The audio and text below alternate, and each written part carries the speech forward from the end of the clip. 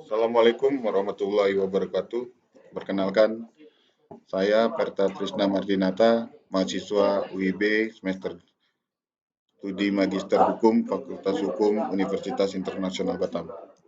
Pertama-tama izinkan saya untuk menyampaikan hasil makalah atau penelitian yang mana dalam hal ini saya mengambil judul tentang tantangan undang-undang anti monopoli dan persaingan usaha tidak sehat dalam pasar bebas di ASEAN.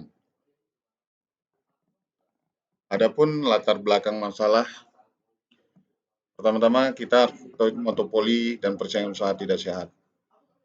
Suatu keadaan di mana terdapat seseorang atau sekelompok orang yang menguasai suatu bidang tertentu secara mutlak. Undang-undang anti monopoli, peran hukum menjadi semakin penting dalam menghadapi problema-problema dunia usaha yang timbul. Kemudian pasar bebas, di mana seluruh keputusan ekonomi dan aksi-aksi oleh individu yang berhubungan dengan uang. Kemudian ASEAN.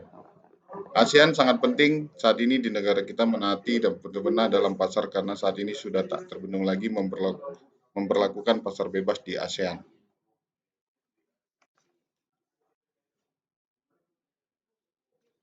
Dari hasil penelitian ini, maka saya mengangkat suatu permasalahan di mana dalam perumusan masalah, apakah tantangan undang-undang anti monopoli persaingan usaha tidak sehat dalam pasar bebas di ASEAN?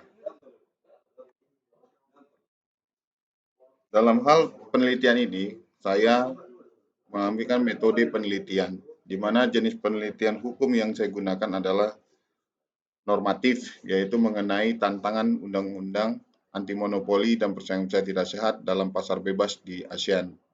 Penelitian ini bersifat deskriptif, analitis, sehingga penelitian ini diharapkan mampu memberikan gambaran secara rinci, sistematis, dan menyeluruh mengenai dampak positif dan dampak negatif dalam tantangan pasar bebas di ASEAN. Adapun hasil penelitian yang dapat saya sampaikan dalam hal ini adalah pertama adalah dampak hukum yang dapat dikarenakan karena kepada pelaku usaha yang telah melakukan pelanggaran terhadap praktek monopoli dan persaingan usaha tidak sehat adalah berupa sanksi. Kemudian adanya dampak positif globalisasi ekonomi dari aspek permodalan, dari sisi ketersediaan akses dana akan semakin mudah memperoleh investasi dari luar negeri. Kemudian ada dampak negatif dari perilaku monopoli globalisasi dan liberalisme, pasar dikampanyekan oleh penguasaan kapital yang lebih besar dengan menciptakan pasar modal. Terhadap undang-undang anti monopoli dan persaingan usaha tidak sehat, di mana tadi sudah saya sebutkan bahwa ada dampak hukum yang akan dikenakan kepada pelaku-pelaku usaha yang telah melanggar Undang-Undang Nomor 5 Tahun 99, di mana apabila pelaku usaha melakukan pelanggaran, di sini terdapat sanksi. Sanksi dalam hal ini dapat dikenakan dalam sanksi pidana maupun sanksi administratif. Di dalam Undang-Undang Nomor 5 Tahun 99 terdapat sanksi administratif yang diatur dalam pasal 48 Undang-Undang Nomor 5 Tahun 99. Sanksi administratif ini dapat dikenakan kepada pelaku usaha yang melakukan pelanggaran praktek monopoli dan persaingan usaha tidak sehat terhadap pelaku usaha lainnya, sehingga menimbulkan kerugian. Sehingga dalam hal ini, Komisi Persaingan Usaha Tidak Sehat yang dikenal dengan KPPU yang berada di Indonesia dapat menerapkan sanksi administratif berupa denda maupun ganti rugi. Kemudian ada sanksi pidana. Sanksi pidana diatur dalam pasal 49 Undang-Undang Nomor 5 Tahun 99 dan juga diatur dalam pasal pidana tambahan. Seperti dalam Kitab Hukum Pidana diatur dalam 382.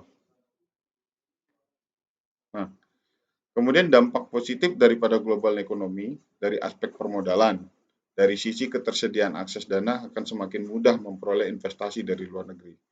Dan tadi dampak negatifnya dari perilaku monopoli globalisasi dan liberalisme, pasar dikembangkan oleh penguasaan kapital yang lebih besar dengan menciptakan pasar modal.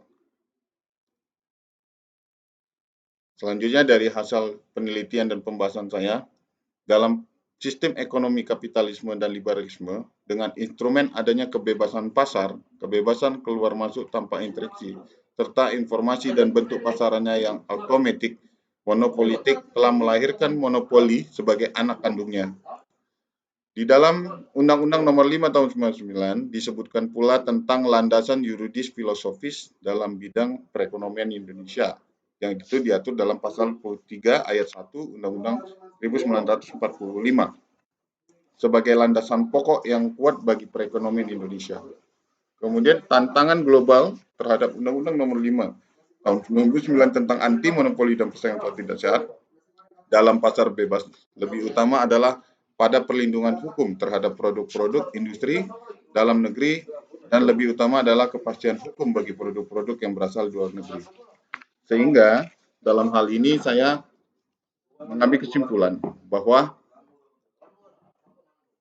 di dalam Undang-Undang Nomor 5 Tahun 2009, pemerintah Indonesia sebagai suatu negara yang tergabung dalam organisasi Asia, dalam hal ini membentuk Undang-Undang Nomor 5 Tahun 99 memberikan rasa kepastian hukum bagi setiap para pelaku usaha, di mana pelaku usaha baik itu secara dalam negeri maupun bagi pelaku usaha di luar negeri.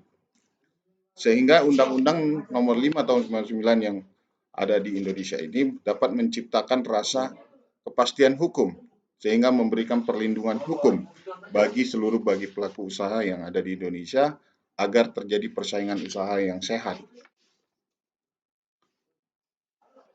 Nah, dari hasil penelitian dan pembahasan tersebut yang sebagaimana telah saya sampaikan, saya menarik kesimpulan bahwa tantangan global Undang-Undang Nomor 5 Tahun 99 tentang anti monopoli dan persaingan usaha tidak sehat dalam pasar bebas lebih utama adalah pada perlindungan hukum terhadap produk-produk dan industri dalam negeri dan lebih utama adalah kepastian hukum bagi produk-produk yang berada di luar negeri. Produk dan industri dalam negeri juga memperoleh kepastian hukum baik dalam bentuk permasalahan persaingan usaha tidak sehat maupun antisipasi terjadinya monopoli. Demikian yang dapat saya sampaikan. Semoga apa yang telah saya paparkan dapat menjadi bahan atau referensi bagi kita semua. Mohon maaf apabila ada kekurangan dan kelebihan. Saya akhiri presentasi saya. Assalamualaikum warahmatullahi wabarakatuh.